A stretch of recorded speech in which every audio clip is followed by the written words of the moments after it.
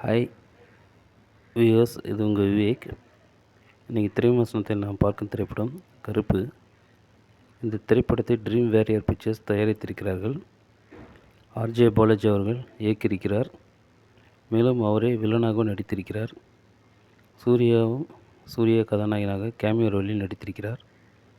திரிஷா கதாநாயகியாக நடித்திருக்கிறார்கள். இந்த திரைப்படத்தில் சொல்லப்பட்டிருக்கக்கூடிய கதை என்னவென்றால்,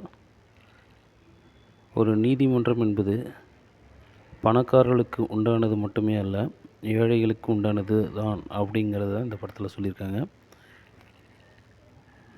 பணத்துக்காக வாதாடுற வக்கீலுங்க தான் இந்த காலத்தில் அதிகம் பேர் இருக்காங்க. தர்மத்துக்கும் சத்தியத்துக்கும் வாதாடுற வக்கீலுங்க கம்மியாக தான் இருக்காங்க. தர்மம் அப்படிங்கிறது என்னென்னா, அரசன் அன்றே கொல்வான், தெய்வம் இன்றே கொல்லுன்னுவாங்க. அதாவது அரசன் வந்து எல்லாவற்றையும் விசாரித்து புலனாய்வு செஞ்சு தான் தண்டனை கொடுப்பார். ஆனால் தெய்வம் அப்படி இல்லை. அவர் கண்ணுக்கு தப்புன்னு தெரிஞ்சால் அன்றைக்கி தண்டிச்சிருவாருன்றது இந்த படத்துடைய கதை. இந்த படம் எடுக்கப்பட்டிருக்கக்கூடிய விதம் ரொம்ப பிரமாதமாக இருக்குது. இந்த படம் கிட்டத்தட்ட ஒரு உண்மையை தழுவி தான் எடுக்கப்பட்டிருக்கு. மேலும் ஆர்ஜே பாலாஜி இந்த திரைக்கதையை மிகவும் நேர்த்தியாக கையாண்டிருக்கார். ஒவ்வொரு காட்சியிலையும் புதுமை கொண்டு வந்திருக்காரு. 1000 வக்கீல்கள் இருக்கும்போது நான் அவங்கக்கிட்ட போகிறேன்னு சொல்லி அந்த ஒரு பெண்மணி சொல்லும்போது, அந்த கேஸ் கட்டை எடுத்து ஒரு கர்ச்சீஃபில் கட்டி கீழே கொட்டிட்டு, இப்போ தைரியம் தான் இந்த 1000 வக்கீலில் யாராவது ஒருத்தர் இந்த கேஸ் கட்டை தொட சொல்லுங்கன்னும் போது அத்தனை பேரும் பயப்படுவாங்க. அதெல்லாம் உண்மை தான். இன்றைக்கி நடக்கக்கூடிய ஒரு சம்பவம் தான். அதெல்லாம் யதார்த்தமாக எடுத்து காட்டியிருக்காரு. ரொம்ப நல்லா இருக்குது. சூர்யா அந்த படத்தில் கேமியோ ரோலில் வந்தாலும், அதுவும் கிளைமேக்ஸில் அவர் கருப்பு சாமியாக வரும்போது அரங்கமே கையெடுத்து கும்புற அளவுக்கு உண்மையாகவே அவர் கருப்பாகவே தெரிகிறார். கருப்பு சாமியாகவும் இருக்கார். அவ்வளவு ஆக்ரோஷமாகவும்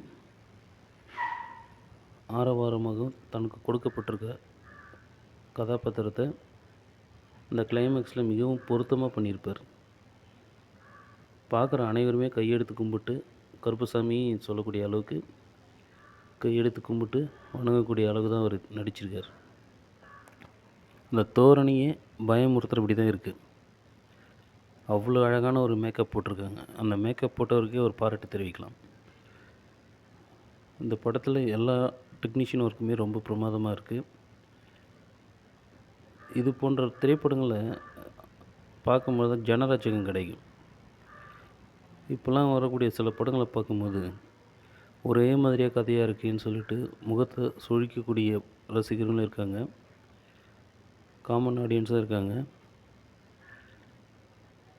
அதாவது விஜயகாந்த் நடிச்சிருக்கிற வரைக்கும் படங்கள் வந்து ரொம்ப ஜனரஞ்சகமாக இருக்கும்.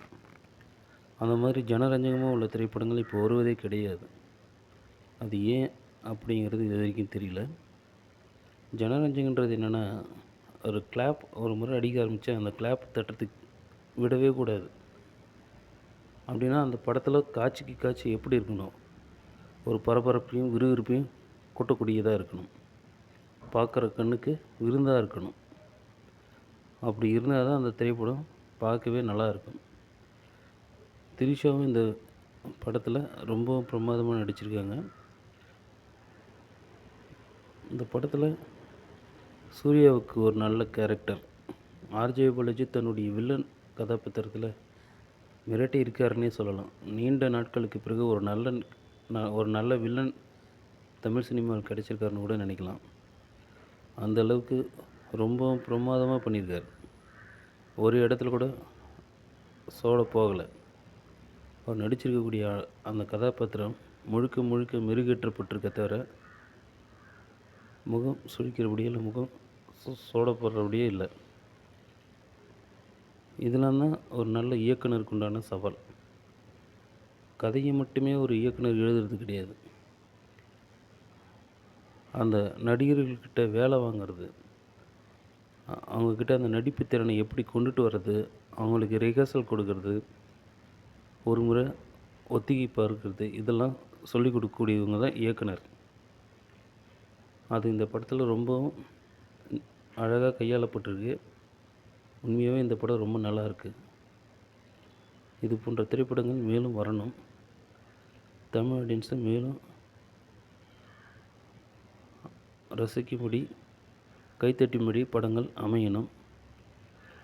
ஆர்ஜே பாலாஜி இந்த திரைப்படத்தை எடுத்ததுக்கு ஒரு பெரிய பாராட்டு தெரிவிக்கலாம்.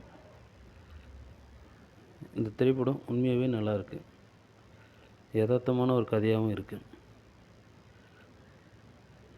இப்படிக்கு உங்கள் விவேக். இந்த திரைப்படத்திற்கு என்னுடைய மதிப்பெண் 10க்கு 8. அடுத்த திரை விமர்சனத்தில் நான் உங்களை சந்திக்கிறேன். இப்படிக்கு உங்கள் விவேக்.